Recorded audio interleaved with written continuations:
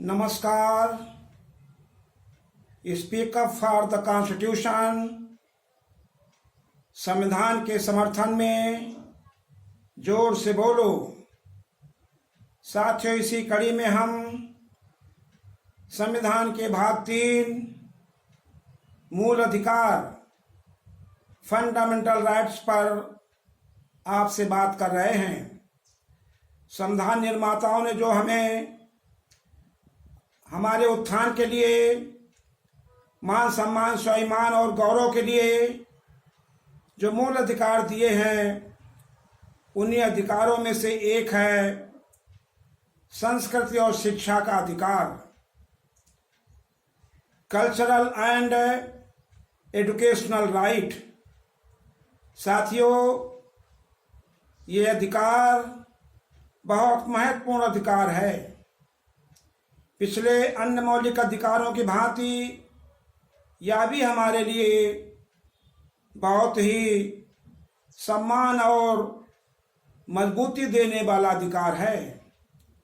संविधान निर्माताओं ने, विशेषकर बाबा साहब अम्बेडकर को ये समझ थी कि भारत के राज्य क्षेत्र के अंदर, भारत भूभाग के अंदर बहुत से ऐसे नागरिक हैं, उन नागरिकों में से बहुत से ऐसे भाग हैं जिनकी अपनी बोली भाषा है, जिनकी अपनी संस्कृति है, जिनकी अपनी लिपि है, और इसी लिपि और इसी संस्कृति और इसी भाषा के साथ ये हजारों साल से भारत के राज्य क्षेत्र में नागरिकों के बीच में रहते चले आ रहे हैं।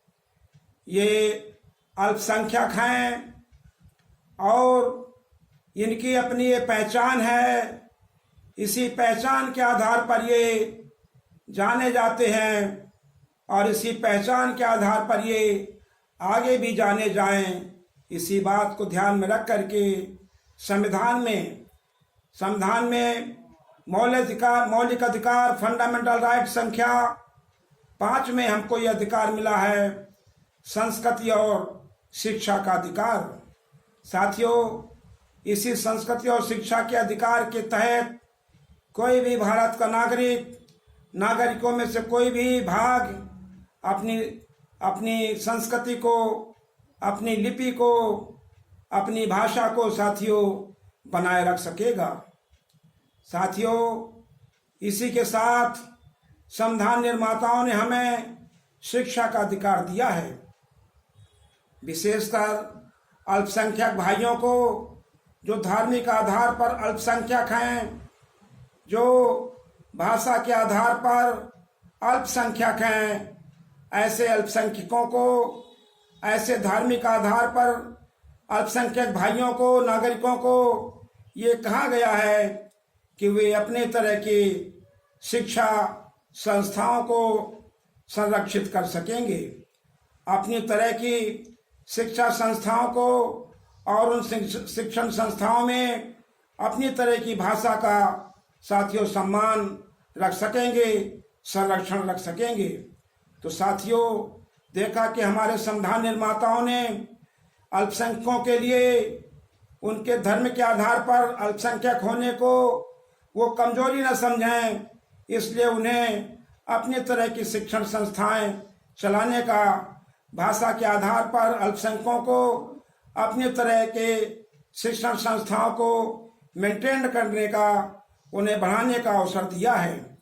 साथियों, इसी तरह संविधान निर्माताओं ने अल्पसंख्यकों को, जो किसी विशेष जाति के हैं, किसी विशेष धर्म के हैं, साथियों जन्म के आधार पर, वंशावली के आधार पर और भाषा के आधार पर सरकारी खर्चे से चलने वाले शिक्षण संस्थाओं में ऐसे किसी भी व्यक्ति को प्रवेश करने से रोका नहीं जाएगा।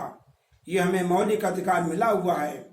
इस आधार पर आपको किसी सरकारी संस्था में या सरकारी कोष से चलने वाली संस्था में एडमिशन से मना नहीं किया जाएगा कि वह व्यक्ति अमुक धर्म का है, अमुक जाति का है, अमुक भाषा बोलने वाला है, अमुक वंशावली का है, तो देखा कि हमारे अल्पसंख्यक भाइयों को भी यहाँ पर भारत में बराबरी का दर्जा देने के लिए, मजबूती से अवसर देने के लिए ये व्यवस्था की गई है। हमारे संविधान निर्माताओं ने अपने नागरिकों को हर एंगल से मजबूती प्रदान किया गया है।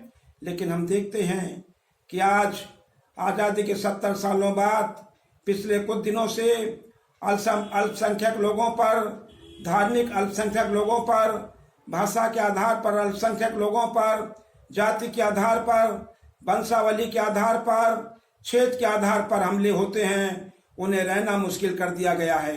इसलिए साथियों, आइए हम एक ऐसी सरकार चुनें जो सरकार संविधान में दिए गए हमारे अधिकारों को, हमारे सेफगार्ड को, हमारे आधार पर जो है वो उनका लाभ मिलने के लिए हमें अवसर दें और वो हमारे अधिकारों को कम न करें, हमसे छीने ना, हमसे घटाए ना।